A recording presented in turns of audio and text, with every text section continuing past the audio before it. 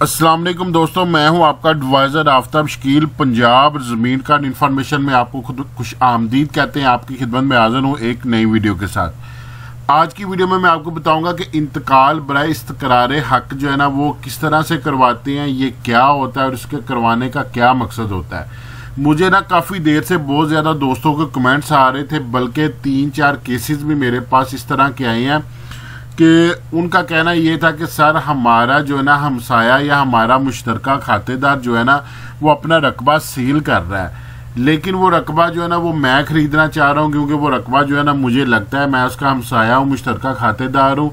तो वो बंदा जो है ना उसके साथ जो है ना मेरी कोई जो है ना वो आपस में अनबन हो गई थी, तो वो ज़ाती ना की बना पर वो रकबा मुझे नहीं फ़रोख्त कर रहा, वो किसी गैर बंदे को फ़रोख्त कर रहा है। और वो फ़रोख्त भी इस तरह के बंदे को कर रहा है कि जो जिसका माशरे में जो है ना वो बर्ताव अच्छा नहीं है, जिसका अखलाक अच्छा नहीं है, जिसके साथ लोग बैठने उठने से डरते हैं, यानी बदमाश टाइप बंदा जो है ना वो अगर वो हमारे इस एरिया में आ गया तो हमारे लिए वो नुकसानदेह होगा।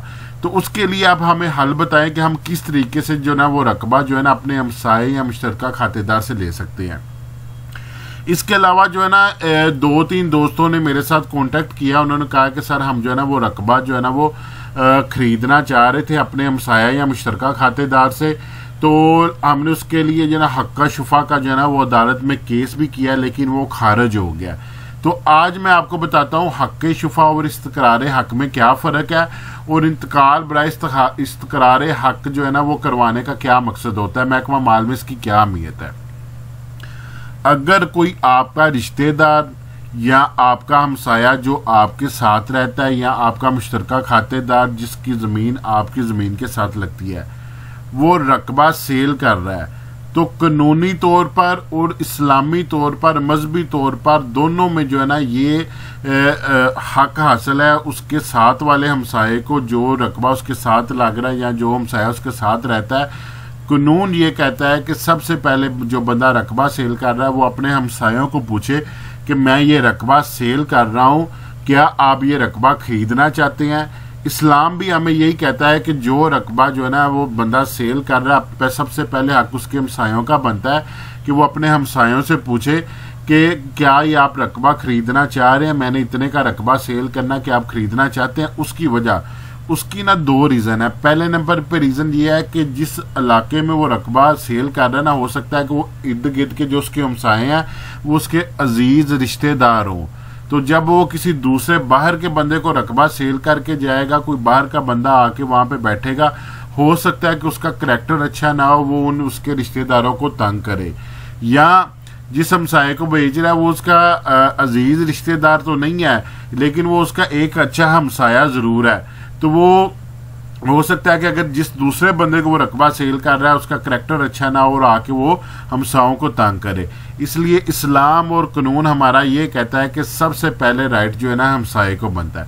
अब अगर वो हमसाया या मुश्तरका खातेदार जो रकबा सेल कर रहा है वो किसी अना की वजह से रकबा सेल नहीं करता अपने हमसाये को, तो उसके हमसाये को कानून ने पूरा हक दिया हुआ है कि वो उसके खिलाफ जो है दावा इस्तक़रार हक सिविल कोर्ट में करेगा, जिसकी बना पर सिविल कोर्ट जो है ना वो फैसला दे देगी कि ये रकबा खरीदने का हकदार जो है ना वो इसका हमसाया ये बाहर जो है ना अपना रकबा सेल नहीं कर सकता, तो अदालत की डिग्री लेकर वो रकबा ले सकता है। अब इस्तक़रार हक और जो है ना हक़ शुफा में क्या फ़र्क है।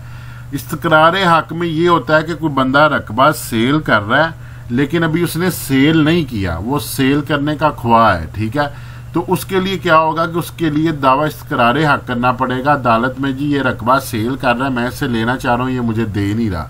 हक शुफा कब होगा? हक शुफा तब होगा कि अगर किसी बंदे ने रकबा सेल किया, उसके इर्द गिर्द के हमसायों से ना तो उसने मशवरा किया, ना उनको ऑफ़र की, और ना ही उनको पता चला कि इसने किसी बाहर वाले बंदे को रकबा सेल कर दिया है, हालांकि उसके हमसाया वो रकबा उससे ख़रीदने के ख्वाह थे।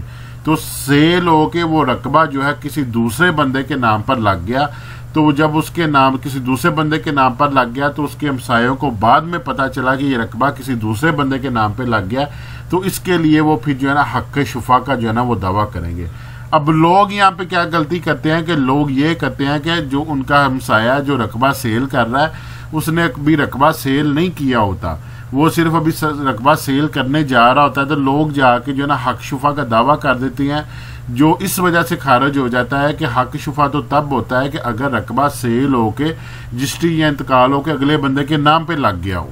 या इस तरह से लोग क्या करते हैं कि किसी रजिस्ट्री और इंतकाल हो के अगले बंदे के नाम पे रकबा लग गया, तो लोग क्या करते हैं जाके दावा इस्तकरार हक कर देते हैं, जिसको अदालत खारिज कर देती है कि ये दावा नहीं चलेगा, इसके लिए आपको हक शुफा करना पड़ेगा।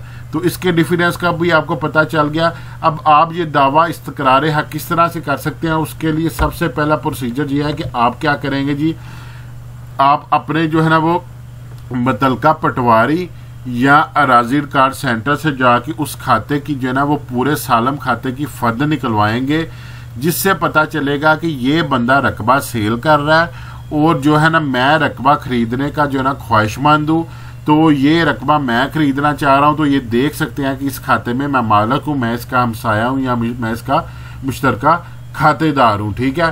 तो उसके लिए आप फर्द बराए ज़ाती रिकॉर्ड जो है ना वो सालम खाते की निकलवाएंगे। वो फर्द निकलवा के आप क्या करेंगे जी कि किसी अच्छे से वकील के पास चले जाएंगे, जो आपका दावा जो है ना वो अदालत में जो है ना वो आपका दावा दायर करेगा और आपकी तरफ से जो है ना वो केस लड़ेगा और साबित करेगा कि वाकई ये बंदा इसका हमसाया है और ये रकबा खरीदने का पूरा पूरा हकदार है और इसको ये हक नहीं दिया जा रहा। तो उसके बाद क्या होगा जी, जब आपका वकील दलाइल के साथ जज के सामने जो है ना वो केस जो है ना वो लड़ेगा और साबित करेगा, तो वो अदालत क्या करेगी कि आपके हक में जो है ना एक डिग्री जारी कर देगी। तो उस डिग्री को लेकर जो है ना वो आप वो रकबा जो है ना अपने नाम पर करवा सकते हैं। उसका नेक्स्ट क्या प्रोसीजर होगा जी, जब डिग्री जो है ना आपके हक में हो जाएगी तो आपके पास दो ऑप्शन होती हैं। नंबर एक पे क्या होती है कि वो डिग्री को आप अदालत से उसकी सदका कापी लेंगे, वो लेकर आप पटवारी या कंप्यूटर सेंटर में डिग्री का अमल दरामद करवाने के लिए जा सकते हैं। तो अगर आप खुद डिग्री का अमल दरामद नहीं करवाना चाहते, आपको लगता है कि अगर मैं खुद डिग्री का अमल दरामद करवाने गया तो हो सकता है कि पटवारी या अराजी रिकॉर्ड सेंटर वाले मेरी बात ना सुने, तो वो मेरी डिग्री का अमल ना करें, तो फिर आप क्या करेंगे जी, आपका वकील अदालत से गुजारिश करेगा कि डिग्री का अमल बजरिया जो है ना अदालती नुमाइंदा हम करवाना चाहते हैं। तो अदालत जो है ना अपना नुमाइंदा मुकर्रर करे ताकि हम अपनी डिग्री का अमल करा सके। तो अदालत क्या करेगी कि अदालत जो है ना वो नुमाइंदा मुकर्रर कर देगी। जब नुमाइंदा मुकर्रर किया जाएगा तो उसकी कुछ फ़ी होती है अदालत की, तो वो अदालत बोलेगी आप जो है ना ये फ़ी जो है ना अदालत में जमा करवाएं, ताकि जो है ना वो नुमाइंदा मुकर्रर करके आपकी डिग्री का जो है ना वो अदालती नुमाइंदा जो है ना वो अमल दरामद करा सके। नेक्स्ट क्या प्रोसीजर होगा जी, अगर इंतकाल बराए डिग्री जो है ना बजरिया अदालती नुमाइंदा होगी तो अदालती नुमाइंदा अपना शनाख्ती कार्ड, अदालत की डिग्री और रोब कार्ड जिस पर वो नुमाइंदा मुकर्रर हुआ वो लेकर मुतल्लिका पटवारी या अराजी रिकॉर्ड सेंटर डिग्री का अमल करवाने के लिए जाएगा। ये रोब कार्ड होगी जो अदालत जारी करेगी कि फलां फलां बंदा जो है इस नाम से है, इसको अदालत ने अपना नुमाइंदा मुकर्रर किया और ये बंदा जो है ना फलां डिग्री का अमल कराने के लिए आपके पास आया है, तो इसकी जो है ना ये रोब कार्ड तैयार की गई है, तो इसकी डिग्री का अमल किया जाए, नीचे जज की स्टैंप और साइन हो जाएंगे। उसके बाद ये प्रोसीजर है जी, अगर आपने डिग्री का अमल जो है ना वो इंदराज खुद करवाना है तो उसके लिए क्या करना होगा कि आप एक सादा पेपर पर दरख्वास्त बनाम रेवेन्यू ऑफिसर आप अदालत की डिग्री और अपना शनाख्ती कार्ड लेकर पटवारी या अराजी रिकॉर्ड सेंटर चले जाएंगे। इसमें सबसे अहम चीज़ यह है कि किसी भी अदालती डिग्री का इंदराज करवाने के लिए पत्तीदार नंबरदार के बयान की यानी उनकी गवाही की कोई ज़रूरत नहीं होती, क्योंकि ये तमाम तर मामला जो है ना वो अदालत में तय पा चुके होते हैं, तमाम गवाहियाँ वहाँ पे हो चुकी होती हैं, तो ये अदालत का जो फैसला होता है वो फाइनल डिसीजन होता है। तो इस तरह से एक सादा पेपर पर आप दरख्वास्त लिखेंगे, ये दरख्वास्त में यही लिखा जाएगा कि मैंने अदालत में जो है ना दावा इस्तकरार हक किया था जिसका फैसला मेरे हक में हो गया, तो अब इस डिग्री का जो है ना वो अमल दरामद जो है ना वो करवाना मकसूद है, तो इसका अमल दरामद कर दिया जाए। तो सादा पेपर पर दरख्वास्त लिख के डिग्री लेकर अपना ID कार्ड लेकर आप क्या करेंगे जी, मुतल्लिका पटवारी या अराजी रिकॉर्ड सेंटर में चले जाएंगे। अगर अराजी रिकॉर्ड सेंटर में अगर पटवारी के पास है तो पटवारी उसको दर्ज करेगा और लेके तहसीलदार साहब के पास चला जाएगा। उसकी कुछ फीसिस हैं वो मैं नेक्स्ट बताता हूँ, क्योंकि जो पटवारी के पास आपकी डिग्री का अमल होना उसकी फीसिस भी सेम होती हैं और जो कंप्यूटर सेंटर में आपकी डिग्री का अमल होना उसकी फीसिस भी जो है ना वो आपकी सेम होती हैं। तो उसके लिए ये है कि आप जो है ना वो पटवारी के पास जाएंगे, पटवारी डिग्री का अमल जो है ना वो इंदराज करेगा, फीसिस बैंक में जमा होगी और तहसीलदार पास कर देगा। अगर कंप्यूटर सेंटर जाएंगे तो कंप्यूटर सेंटर जाके यहाँ पे आप इंटर होंगे तो अंदर आप जाएंगे, साथ ही काउंटर पे लड़का बैठा होगा। वो क्या करेगा जी, वो आपको यहाँ से टोकन जारी करेगा, ये टोकन मशीन है, यहाँ से टोकन जारी करेगा। ये टोकन लेके आप क्या करेंगे, इधर सर्विस एरिया में बैठ जाएंगे और इंतजार करेंगे कि आपका टोकन कौन से काउंटर पे आता है। जिस काउंटर पर आपका टोकन आएगा उस काउंटर पर आप चले जाएंगे, जाके अपना आईडी कार्ड और आप जो है वो उसकी डिग्री जो मुसद्दका नकल है वो देंगे, जाके बताएंगे जी ये डिग्री जो है ना अदालत की तरफ से हुई है, तो लिहाजा ये इस डिग्री का मैं अमल दरामद करवाना चाहता हूँ। वो लड़का उस डिग्री के बिहार पर उसका अमल कर देगा। उस अमल करने के बाद जो है ना वो आपको बोलेगा फीसिस का। अब डिग्री की फ़ी कितनी होती है, ये डिग्री की फ़ी लिखी हुई है जी 4% जो है ना इंतकाल की फ़ी होती है, जिसको आप स्टैम्प ड्यूटी भी कह सकते हैं, इंतकाल की फ़ी भी कह सकते हैं। टीएमए फीस की कोई नहीं होती। और एफबीआर यानी एडवांस टैक्स जो है ना वो नॉन फाइलर के लिए 7% होता है। अगर वो बंदा फाइलर है, ये फीसी जमा करवानी है मुश्तरी वो बंदा होता है जो रकबा खरीद रहा होता है, ठीक है। तो मुश्तरी को अगर नॉन फाइलर है तो 7% एडवांस टैक्स जमा करवाएगा, अगर वो फाइलर है तो 2% एडवांस टैक्स जमा करवाएगा। इसी तरह बाया जो है वो 4% करवाएगा गेन टैक्स, अगर वो नॉन फाइलर है तो 4% करवाएगा, अगर फाइलर है तो 2% करवाएगा। तो इस तरह से ये जो फीसिस हैं ये आपने जमा करवानी है। अब ये फीसिस किस तरह से जमा करवानी है उसकी मैं आपको डिटेल बता देता हूँ, और कौन कौन से बैंक में करवानी है उसकी भी मैं बता देता हूँ। सबसे पहले मैं आपको ये चीज़ बता दूं कि रकबा की कुल मालियत का जो तयन है ना, जो अदालत ने डिग्री की है, तो अदालत करके डिग्री में भेजेगी कि इतनी मालियत का तयन हुआ है कि कितनी मालियत का इंतकाल दर्ज होगा। गेन टैक्स जो है ना बाया जमा करवाएगा। अगर बाया गेन टैक्स जमा करवाने से इनकार करे तो मुश्तरी अदालत से दोबारा रजू करके बताएगा जी कि बाया जो है ना वो गेन टैक्स नहीं जमा करवा रहा, तो अदालत को अख्तियार हासिल है कि वो उस बाया को पाबंद करे, तो कि वो गेन टैक्स जमा करवाएं या उसको उससे जो है ना मुस्तस्ना कर दे, यानी उससे उसको छूट दे दे कि आप जो है ना जमा करवाएं, कोई मसला नहीं है। उसके बाद नेक्स्ट प्रोसीजर क्या है जी कि जिस काउंटर पर बारी आई थी वो लड़का जो है ना वो चालान बना के देगा। ये चालान जो है बैंक ऑफ पंजाब में जमा होगा। इसकी जो फ़ी जो है ना वो कितनी, मिसाल के तौर पर अगर अदालत ने 10 लाख रुपए जो है ना वो तय किया है इसकी मालियत, तो 4% उसकी आ गई डिग्री की फ़ी, तो 10 लाख का 4% निकालने के लिए इसको 4 से जो है ना वो करेंगे, मल्टीप्लाई करेंगे, डिवाइड 100 पे कर देंगे, ये 40,000 आ जाएगा। तो ये लड़का जो है ना ये आपको खुद चालान बना के देगा इसका 40,000 का। इस तरह का ये चालान होगा, ये चालान और इस तरह की इसके साथ दरखास्त होगी।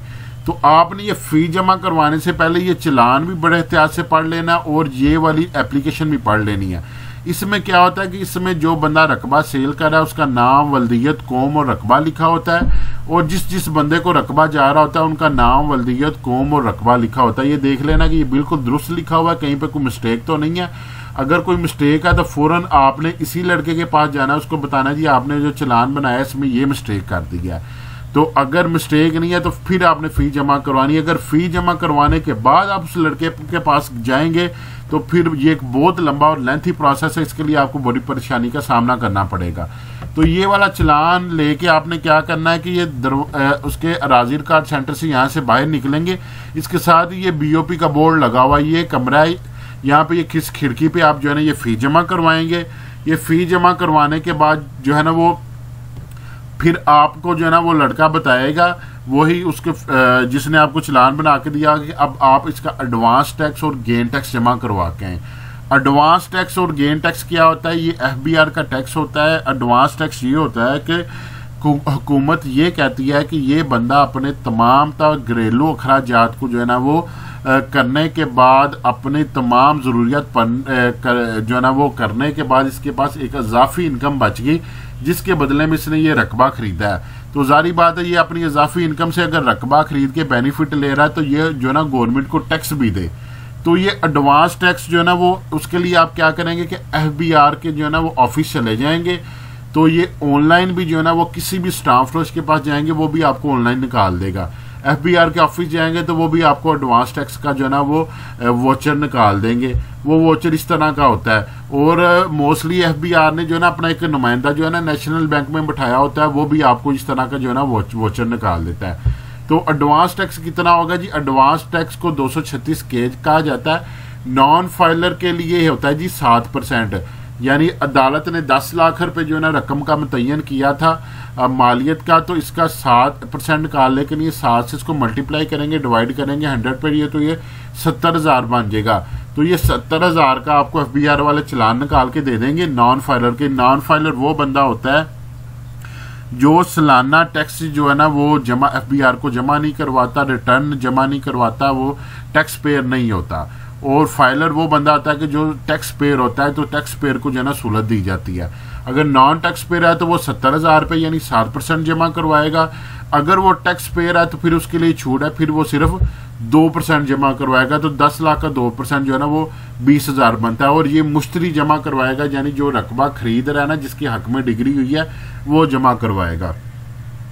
उसके बाद आ जाता है जी गेन टैक्स। गेन टैक्स भी जो है ना, इसका भी चलान FBR वाले आपको तैयार करके देते हैं। नेशनल बैंक में इन्होंने अपना नुमाइंदा बिठाया होता है। आप किसी भी स्टाफ रोश के पास जाएंगे, वो आपको जो है ना ऑनलाइन इसकी प्रिंट निकाल देंगे। गेन टैक्स ये होता है कि गवर्नमेंट ये कहती है कि ये बंदा अपना रकबा सेल कर रहा है, तो इसके सेल करने की वजह यह है कि इसको जो है ना वो रकबा बेचने पे इसको प्रॉफिट हो रहा है, इस वजह से ये रकबा सेल कर रहा है। तो अगर इसको प्रॉफिट मिल रहा है तो ये गवर्नमेंट को भी टैक्स दे। तो FBR वाले आपको क्या करेंगे कि इस तरह का एक चलान बना के दे देंगे। वो चलान लेके आप क्या करेंगे जी, नेशनल बैंक जाएंगे। वो कितनी मालियत का होगा? गेन टैक्स जो है ना वो बाया जमा करवाता है। बाया कहते हैं कि जो बंदा रकबा सेल कर रहा है। अगर नॉन फाइलर है तो गेन टैक्स जो है ना वो 4% है। तो 10 लाख को जो है 4 से ज़रब देंगे, तकसीम 100 पे करेंगे तो 40,000 बनेगा। अगर वो टैक्स पेयर है, यानी हर साल टैक्स जमा करवाता है, गवर्नमेंट को रिटर्न फाइल जमा करवाता है, तो फिर जो है ना जो उसके लिए छूट है, उसका टैक्स जो है ना उसको वो जमा करवाना पड़ेगा 2%। तो ये सारी फीसी जमा करवा के वो क्या करेगा जी, फाइल में लगाएगा। फाइल में लगा के जब वो राजिर कार्ड सेंटर दोबारा आएगा तो राजिर कार्ड सेंटर वाले जो है ना उसकी बायोमेट्रिक करवाएंगे। बायोमेट्रिक करवाने का मकसद ये है कि जो बंदा रकबा सेल कर रहा है वाकया ही वही मालिक है, वही बंदा आया, कोई उसकी जगह पे और कोई तो फ्रॉड करके नहीं आ रहा। और जो बंदा रकबा खरीद रहा है वाकया ही वही बंदा है जिसका ID कार्ड दिया गया, कोई और उसकी जगह पे बयान देने तो नहीं आ गया। तो उसकी नादरा होगी। इसको भी आप फाइल में लगाएंगे। फाइल में लगाने के बाद ये तमाम तर फाइल लेके आप चले जाएंगे जी राजिर कार्ड सेंटर में, जो स्कैनिंग काउंटर है वहां पे चले जाएंगे। वो क्या करेगा कि आपकी जो है ना टोटली फाइल को जो है ना वो स्कैन करेगा।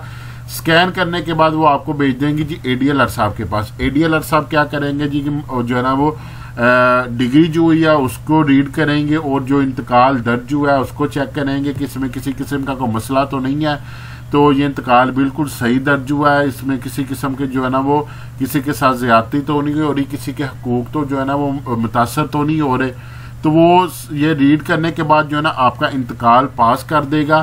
तो वो आपको इस तरह की एक मंजूर शुदा इंतकाल बराए डिग्री इस्तकरार हक दे देगा कि जो अदालत के आर्डर पे जो है ना वो रकबा आपके नाम पे लग जाएगा। तो इस तरह अदालत के आर्डर पर रकबा जो है ना आपके नाम पे लग जाएगा। अगर आपको ज़मीनी मामलात में कोई भी मसला है तो नीचे कमेंट्स करें, मैं इंशाल्लाह पूरी वीडियो बनाकर आपकी रहनुमाई करूंगा, आपका मसला हल करूंगा।